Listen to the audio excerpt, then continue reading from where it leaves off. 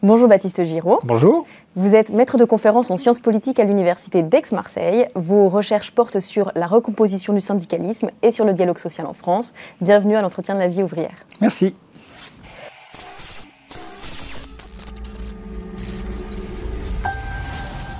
Nous vous recevons aujourd'hui à l'occasion de la parution de Réapprendre à faire grève, paru en septembre aux Presses universitaires de France. Donc, il s'agit d'une enquête de terrain menée durant 2 ans à l'Union syndicale Commerce et Services de la CGT à Paris.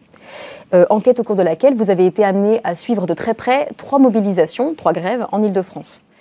Et tout au long de votre ouvrage, vous analysez les réflexions, les stratégies, les motivations, mais également les dilemmes auxquels sont confrontés les permanents de l'union syndicale, mais également les délégués syndicaux des différentes entreprises, les salariés qui font la grève pour la première fois et les militants qui les accompagnent.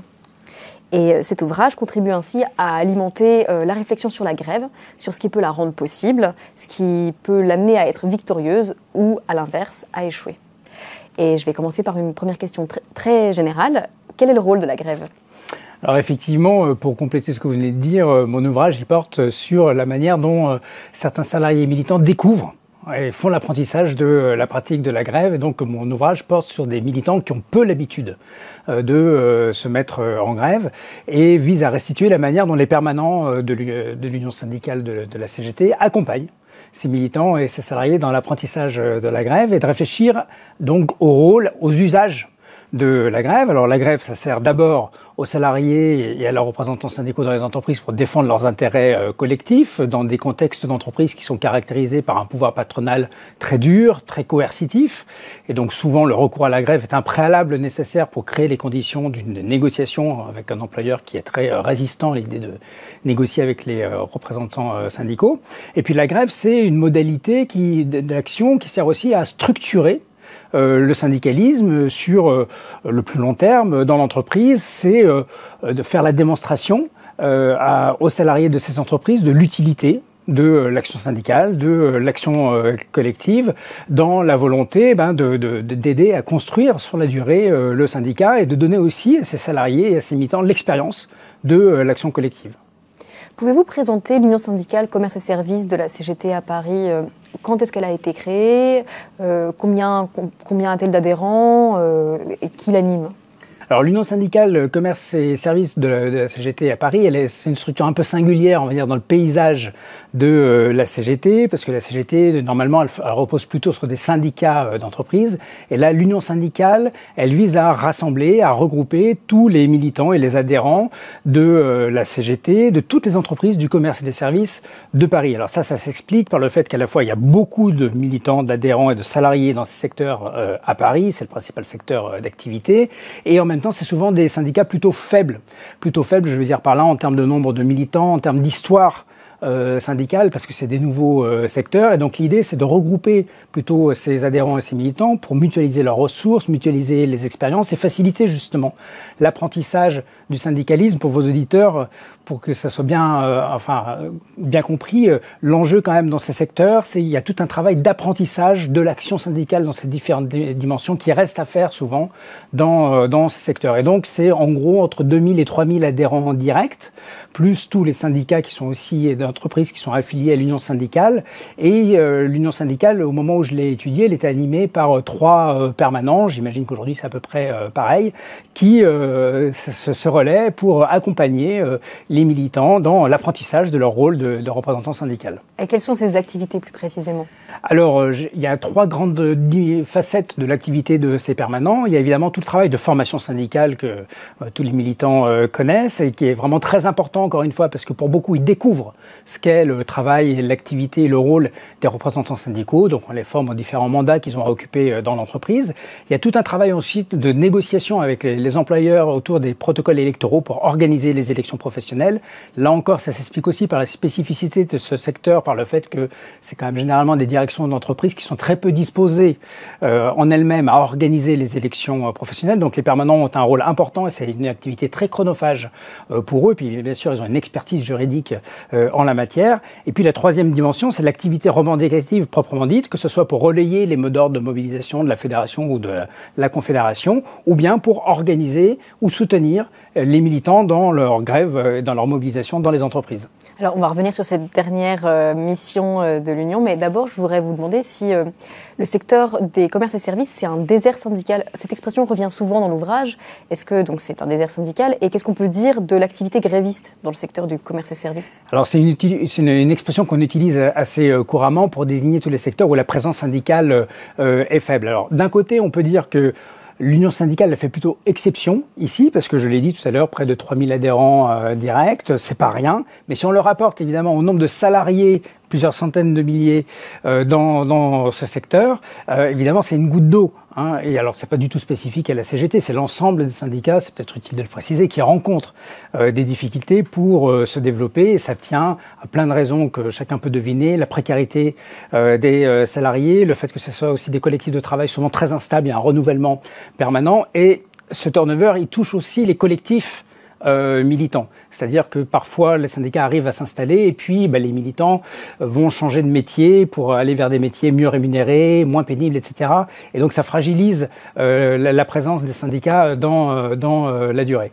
Quant aux grèves, eh bien, si on compare à d'autres secteurs, alors, sans parler de la fonction publique, à d'autres secteurs du privé, l'industrie par exemple, dans laquelle il y a une plus longue tradition de lutte syndicale, dans lesquelles les entreprises sont aussi souvent plus grandes, de taille plus importante, les grèves sont beaucoup moins fréquentes dans le secteur du commerce et du service que dans le secteur de l'industrie. Pour autant, elles ne sont pas inexistantes et tout l'enjeu du livre, c'est de mettre en lumière et d'analyser cette conflictualité qui passe un peu sous les radars médiatiques et politiques habituellement, sans m'arrêter sur des grèves qui connaissent parfois un grand retentissement médiatique. Moi, j'ai fait le choix justement d'aller voir les conflits dont on ne parle pas et qui sont des formes de conflits plus ordinaires, sous des formes très variables. Ça peut être de courts arrêts de travail, de courts débrayages qui peuvent être victorieux, et puis des grèves beaucoup plus longues qui occupent toute la deuxième partie de l'ouvrage, qui durent pour l'une d'entre elles jusqu'à 7 mois, 7 mois dans un hôtel, pour étudier à la fois comment elles se déclenchent, comment elles s'organisent, qu'est-ce que ça implique comme difficulté évidemment à organiser des grèves aussi longues dans ce type de secteur et pour quels débouchés. Vous l'avez dit, une des activités de l'Union syndicale, c'est de soutenir les conflits dans le secteur des commerces et services. Alors, pouvez-vous expliquer comment les permanents parviennent à venir en aide aux salariés en lutte ? Alors, je pense qu'il faut dire qu'il y a deux problématiques pour les salariés et les militants qui veulent se mettre en grève dans ces secteurs. La première, je l'ai dit tout à l'heure, il y a beaucoup de novices de l'action syndicale, donc ils ont peu l'expérience de la grève, et donc il faut pas sous-estimer la difficulté qu'il peut y avoir pour des salariés et des militants qui n'ont jamais fait grève à se mettre en grève, parce que c'est une modalité d'action qui peut faire peur, ça s'apparente à une forme de saut dans l'inconnu, et par ailleurs c'est d'autant plus difficile dans des secteurs où l'attitude patronale est farouchement hostile à l'action syndicale et encore plus à l'action revendicative des syndicats. Donc évidemment, ça fait percevoir la grève comme une activité non seulement coûteuse, mais aussi potentiellement risquée, parce qu'elle expose à la possibilité d'être victime de représailles patronales. Donc, ce qu'apportent d'abord les permanents syndicaux, c'est tout leur savoir-faire et toute leur capacité à rassurer aussi les militants, les salariés, ne serait-ce qu'en rappelant, ça peut paraître anodin pour certains des militants qui nous écoutent, mais en rappelant d'abord que la grève est un droit, ce qui n'est pas forcément su par tous les salariés. Beaucoup de salariés craignent qu'ils risquent de s'exposer à la possibilité d'être licenciés s'ils se mettent en grève. Donc il y a tout ce travail déjà de réassurance des permanents. Ensuite, deuxième difficulté quand même dans ces secteurs, c'est que les militants, les salariés se heurtent souvent à une très forte pugnacité patronale qui ne veut pas céder, les directions ne veulent pas céder pour des raisons d'abord idéologiques. C'est-à-dire, l'objectif pour les directions, c'est de ne pas donner le sentiment qu'ils sont vulnérables aux grèves. Pourquoi ? Parce qu'ils ne veulent pas que ça donne des idées aux salariés, que ça incite les salariés ou les militants à recommencer à l'avenir. Donc il y a tout un enjeu, et c'est ça qu'on enseigne au RH dans leur stage de formation de gestion des conflits. Ne cédez pas. Il faut que la grève coûte, il faut qu'elle soit dure pour décourager les salariés et surtout les dissuader de recommencer à l'avenir. Et donc là, le rôle des syndicats, il est capital, c'est apporter tout le soutien moral, évidemment, mais aussi bien sûr économique, militant, pour aider les salariés à tenir dans la durée. Et quelles sont les contraintes auxquelles ces permanents sont confrontés lorsqu'ils essayent de venir en aide à des grévistes? Alors les contraintes, elles sont d'abord liées au fait que, je l'ai dit, les permanents, ils sont peu nombreux. Alors 3, c'est déjà beaucoup. Si on compare à ce que sont d'autres structures professionnelles ou interprofessionnelles de la CGT sur les territoires. Mais comme je l'ai dit, ils ont une multitude de tâches militantes à accomplir. Leurs journées ne font que 24 heures pour eux aussi. Et donc, ce que je montre dans l'ouvrage, c'est quand même que ces permanents sont toujours obligés de faire des arbitrages. Qu'est-ce que je peux faire? Qu'est-ce que je peux pas faire? Quelle priorité je donne? Donc, tous les 3 ne sont pas disponibles, évidemment, pour venir en soutien aux grévistes. Et pour celles et ceux qui ont l'expérience de la grève, ils le savent, faire la grève, tenir la grève, organiser les grèves sur la durée, c'est un travail à temps plein, le temps du conflit. Donc ça, c'est la première difficulté. Deuxième difficulté, c'est mobiliser les ressources et activer les ressources économiques nécessaires pour venir en aide aux salariés lorsque le conflit s'installe sur la durée. Troisième difficulté, je dirais, il y a tout un travail de pédagogie militante, c'est-à-dire que, comme je l'ai dit tout à l'heure, moi je regarde des grèves où les salariés n'ont pas l'habitude de faire la grève. Et donc, pour beaucoup de salariés, la tentation, c'est de faire grève, j'allais dire, à la maison, donc de pas être forcément sur les lieux de la grève. Et donc, il y a déjà tout un enjeu pour les permanents de mobiliser, pas simplement de faire en sorte que les salariés se mettent en grève, mais qu'ils soient actifs dans la grève pour organiser, tenir la grève sur le lieu de travail, et ça ne va pas de soi. Donc c'est tout un travail important que les permanents doivent accomplir. Et dernière difficulté, c'est activer les soutiens militants. Alors à la fois la CGT est connue, j'allais dire, pour son goût, pour la lutte, pour sa capacité à mobiliser des militants dans l'appliqué grève. Et en même temps, ce que je montre dans l'ouvrage, c'est que ça va pas de soi. Ça va pas de soi parce que il y a beaucoup de divisions, de segmentation à l'intérieur de la CGT. Les militants ne se connaissent pas forcément les uns les autres. Les militants ont leurs propres priorités à l'intérieur de leur entreprise. Ils peuvent ne pas percevoir l'utilité nécessairement de venir en soutien lorsque l'union syndicale organise des rassemblements tous les 2 jours ou toutes les semaines pour les grévistes, parce que c'est du temps aussi et que les militants peuvent estimer qu'ils ont d'autres priorités à donner. Donc il y a toute cette difficulté-là, et c'est tout l'enjeu pour l'union syndicale de véritablement constituer un collectif militant qui permette de sortir les grévistes de leur isolement, ce qui est une vraie grande problématique dans ces secteurs-là, parce qu'on l'a pas encore dit, mais on parle de petits collectifs de travail à l'intérieur souvent de très grandes entreprises, à l'intérieur desquelles les collectifs de travail sont eux-mêmes très divisés. Et donc un vrai enjeu pour le syndicat, c'est de parvenir à rendre ces grèves à la fois visibles et de sortir les militants de leur isolement. On va maintenant se pencher sur les mouvements de grève que vous analysez plus en détail dans votre ouvrage. L'une d'entre elles donc se déroule dans un entrepôt rattaché à une enseigne de prêt-à-porter, donc enseigne que vous appelez Chaussures. Le mouvement donc se lance au moment des négociations annuelles et grâce notamment au travail militant très actif de Frédéric, la déléguée syndicale CGT. Pouvez-vous nous expliquer ce qui se joue dans ce conflit? Oui, alors Frédéric a une trajectoire très emblématique du profil des militants que j'ai croisés dans cette union syndicale. À l'origine, c'est une représentante du personnel non syndiqué, qui n'a pas du tout de culture syndicale dans sa famille. Elle me dit, pour moi, le syndicat, c'était ceux qui faisaient grève, qui nous emmerdaient, globalement. Voilà, c'était ça, son rapport au syndicat. Puis elle découvre le syndicalisme au moment de la négociation sur les 35 heures. C'est là la première fois qu'elle rentre en contact avec des syndicats, et elle se prend au goût de son rôle de délégué du personnel, et puis après de délégué syndical, et c'est vraiment une militante très très dévouée. Elle est saluée unanimement pour son travail de syndicaliste par tous les collègues que je rencontre, et en même temps elle est très symptomatique de ces militantes très dévouées qui envisagent le syndicat d'abord comme le messager du droit, comme la structure qui va lui permettre de faire appliquer le droit dans son entreprise face à un chef d'entrepôt qui est vraiment misogyne, qui met la pression sur ses salariés, etc. Et en même temps, elle est assez réfractaire à la grève, parce que c'est pas du tout une modalité d'action dont elle est familière, parce que ça lui fait peur, en fait, tout simplement, on peut le comprendre, d'initier la grève et d'en être entre guillemets responsable. Et la grève s'enclenche au moment des NAO, parce que la direction a privé une grande partie des salariés, donc c'est un petit entrepôt, c'est 20 salariés. Elle les a privés de toute une série de primes liées à la productivité, à la performance, et les salariés vivent ça comme une injustice. Ils ont l'impression d'être vraiment maltraités par leur direction, et la grève part là-dessus à la faveur des NAO, et ensuite en discussion et en échange avec les permanents de l'union syndicale, l'idée, il va réussir progressivement aussi à réaxer la grève autour de revendications salariales et pas simplement sur la réclamation de l'application des primes. Cette grève, elle est parfaitement aussi, elle illustre toutes les difficultés que j'évoquais précédemment. La grève, elle s'enclenche dans mes souvenirs au mois de mai, en tout cas au printemps, et en fait, elle ne s'enclenche que dans l'entrepôt. Et pourtant, la CGT est majoritaire dans l'entreprise.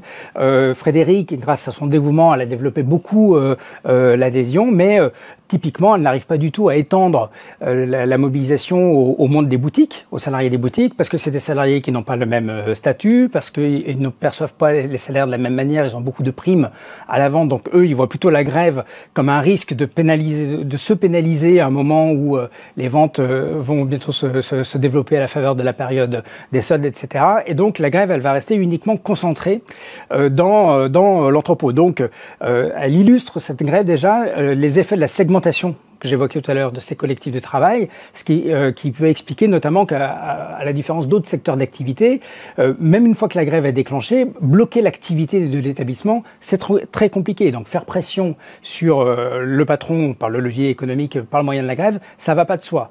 Alors à un moment, ils envisagent, en tout cas les permanents de l'union syndicale envisagent du coup de bloquer l'entrepôt pour véritablement empêcher l'approvisionnement des magasins. Et là, c'est des salariés qui ne veulent pas en entendre parler parce que bon, c'est une modalité de l'action qui leur fait peur. Et donc, l'activité est ralentie, mais elle se poursuit quand même parce que la direction dépêche des cadres qui vont approvisionner les camions. Et donc, le paradoxe, c'est qu'on a quasiment tous les salariés qui sont en grève. Donc, on peut dire que sur le papier, c'est une grève qui mobilise, mais qui entrave assez peu le fonctionnement de l'entreprise. Donc évidemment, la direction est dans une configuration qui lui permet d'attendre et de jouer la carte typiquement du pourrissement. Et par ailleurs, l'autre élément, là aussi on est sur une grève qui illustre bien le fait que même quand les salariés se mettent en grève, ils participent parfois peu à la grève. Et là, typiquement, y a personne en fait à l'entrepôt ou très peu. C'est surtout les permanents qui sont là. C'est surtout Frédéric. Souvent, c'était moi aussi qui était là en tant qu'observateur. Mais on voyait assez peu les salariés. Et donc, tout le monde comprend qu'au bout de 15 jours, ce qui fait tenir un collectif de grévistes, c'est aussi le fait d'être ensemble, d'avoir des actions ensemble. Voilà, ça entretient des liens de solidarité. On s'épaule les uns les autres. Lorsque chacun est éclaté, chacun est chez soi, évidemment, ça facilite ou ça contribue à l'érosion de la mobilisation. Et donc, les permanents vont préférer, avec l'accord de Frédéric, saisir l'opportunité de renégocier une part d'intégration de la prime dans le salaire, une augmentation salariale minime, mais quand même plus importante que celle qui était prévue au préalable pour négocier un compromis de fin de conflit. Et le fait que les salariés soient peu présents sur le piquet de grève, c'est aussi un fait que l'on retrouve dans un autre mouvement que vous suivez, celui qui se déroule chez Pizza Rapido. Donc là, cette fois, le mouvement se déclenche car le restaurant doit être franchisé. Et là encore, les retombées de la grève peuvent sembler un peu, on va dire, limitées. Alors, est-ce que vous pouvez à nouveau revenir sur ce conflit et donner votre analyse concernant son dénouement ? Oui. Alors, je dois dire que en fait, la deuxième partie, elle repose donc de l'ouvrage, elle repose sur la comparaison de 3 grèves où j'ai fait le choix de m'intéresser à des configurations salariales différentes. Donc là, on a évoqué des ouvriers d'un entrepôt, et là, dans la restauration rapide, il s'agit de jeunes salariés, pour la plupart étudiants, voire même pour certains lycéens. Et donc évidemment, leur rapport à la condition salariale n'est pas du tout le même que celui d'ouvriers qui ont besoin de leur travail pour vivre. Pour la plupart d'entre eux, c'est plutôt un travail d'appoint, donc ils ne sont pas très dépendants. Et donc la grève, en plus, elle s'enclenche sans initiative syndicale. C'est plutôt une espèce d'exception, là, pour le coup. Il n'y a même pas de syndicat présent dans l'entreprise, mais il y a un salarié qui a eu l'expérience de la grève dans un ancien travail étudiant, qui est donc étudiant, qui a milité dans des syndicats étudiants, donc il a une expérience militante. C'est lui un petit peu, j'allais dire, le porte-parole officieux des grévistes qui va initier la grève. La grève prend.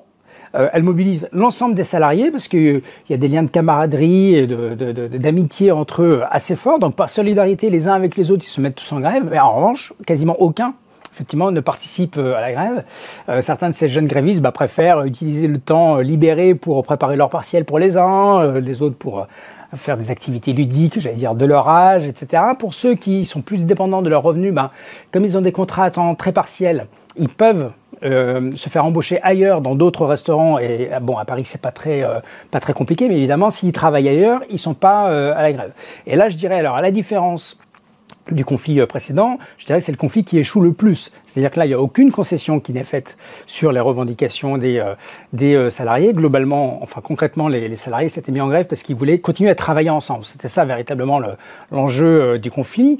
La CGT de cette entreprise, le délégué syndical de la CGT s'est ensuite mobilisé à leur côté. Lui, il a tenté de redéployer toute la plateforme revendicative de la CGT sur la défense des petits acquis sociaux que la CGT et les autres syndicats avaient réussi à obtenir, sur la dénonciation des mauvaises conditions de travail. Mais en fait, ça prend véritablement jamais, parce que c'est pas véritablement, enfin c'est pas des raisons qui entrent en résonance avec les motifs de l'engagement de ces salariés, et surtout encore plus que dans le cas précédent, quand les salariés participent pas du tout à la grève, on peut dire qu'ils ont été grévistes sans faire du tout l'expérience de la grève. Et donc là, c'est clairement le conflit qui se termine sur la note la plus amère, surtout pour les syndicalistes qui ont tenté d'aider ces salariés en lutte. Vous l'avez dit un peu tout à l'heure, et en tout cas vous l'écrivez, l'organisation interne de la CGT pose un certain nombre de difficultés pour organiser la solidarité de classe dans les luttes syndicales. Alors, pouvez-vous préciser un peu ce point ? Oui, effectivement, je pense que les conflits et l'activité que j'ai observée à travers l'union syndicale, elle montre ce que j'ai évoqué tout à l'heure, c'est-à-dire la difficulté à, dépasser toutes les frontières internes de l'organisation de la CGT, et donc à mobiliser les militants dans les secteurs beaucoup mieux structurés, malgré leurs difficultés, mais quand même beaucoup mieux structurés syndicalement, en soutien aux luttes et aux grèves de ces salariés précaires. Et ça tient directement au mode de structuration interne de la CGT, alors qui a son intérêt, ses forces, bien sûr, mais qui est d'abord structuré par entreprise, par fédération, et puis je dirais un élément plus supplémentaire, le développement de la négociation collective en entreprise, qui a tendance à faire de l'entreprise le centre de gravité de l'activité des militants qui exercent des mandats. Et donc, puis tous les militants qui nous écoutent le savent, ils sont sursollicités dans leur entreprise pour des réunions, pour des négociations, pour ceci, pour cela. Donc c'est autant de temps qui n'est pas disponible pour l'activité interprofessionnelle que les unions locales notamment ont vocation à faire vivre. Et donc ces conflits, ils illustrent la difficulté à mobiliser très largement les rangs militants de la CGT, alors qu'à Paris ils existent. Par ailleurs, on n'est pas dans un territoire pour le coup qui soit un désert syndical complet. En préambule, vous revenez sur la mobilisation contre la réforme des retraites de l'année dernière. Et vous relevez à juste titre que, en dépit du fait que ce mouvement avait un très large soutien auprès de la population, les centrales syndicales n'ont pas réussi à mettre la France à l'arrêt, selon le mot d'ordre qui était donné à l'époque. Alors, est-ce que vous auriez quelques explications à nous apporter ? Oui. Alors effectivement, je pense d'abord pour souligner quand même le point très positif de cette mobilisation. En tout cas, ça a rappelé que les organisations syndicales avaient un pouvoir de mobilisation sans équivalent. En France, 2 à 3 millions de personnes pendant plusieurs semaines qui défilent, c'est vraiment pas rien, et aucun mouvement social en France n'est capable de faire la même chose. Et ceux qui s'étaient précipités, comme assez souvent, à enterrer les syndicats, notamment à la faveur des Gilets jaunes, en disant que les syndicats étaient débordés, là, on a vu que non, les organisations syndicales conservent des capacités de mobilisation encore inégalées. Mais aussi, il faut reconnaître que cette mobilisation a mis en exergue certaines difficultés ou certaines limites de ce pouvoir de mobilisation, des manifestations puissantes, incontestablement, mais des grèves très limitées, y compris d'ailleurs dans les secteurs plus habitués à connaître des mouvements de grève reconductibles dans les industries chimiques, dans les industries ferroviaires ou bien à l'école, par exemple. Et puis, difficulté la plus chronique, plus structurelle du syndicalisme, à élargir la mobilisation au secteur, pourtant qui emploie les salariés les plus directement concernés, par les impacts délétères de ces réformes. Je pense au monde ouvrier, employés, ceux du commerce et des services, avec des salariés très abîmés par leur travail à 40, 50 ans, et à qui on va demander de travailler jusqu'à 64 ans. Cette difficulté, on peut l'expliquer de deux manières. D'abord, toutes les enquêtes nous montrent depuis 150 ans, depuis qu'il existe des enquêtes statistiques et sociologiques sur les grèves, le syndicat est le moteur des luttes syndicales. Des grèves peuvent se déclencher, je l'ai dit tout à l'heure, parfois sans qu'il y ait eu de mot d'ordre syndical préalable, mais de manière très structurelle et de manière très dominante. La grève, l'initiative de la grève, elle revient souvent aux organisations syndicales, et c'est la présence syndicale qui permet le déclenchement de la grève. Problème, dans quantité d'entreprises, et notamment dans les petites entreprises où sont concentrés beaucoup d'ouvriers et d'employés aujourd'hui, les syndicats sont ou absents ou très faibles dans leur présence. Ça, c'est le premier problème. Deuxième problème, même là où les syndicats sont présents et où ils ont l'habitude, pour convaincre les salariés et les militants, je dirais peut-être même dans l'ordre d'abord les militants et puis donc leurs collègues de travail à s'engager dans la mobilisation, encore faut-il qu'ils perçoivent la possibilité que la grève soit victorieuse. Bien sûr, on ne va pas s'engager dans la grève uniquement par plaisir, même s'il peut y avoir du plaisir à faire grève.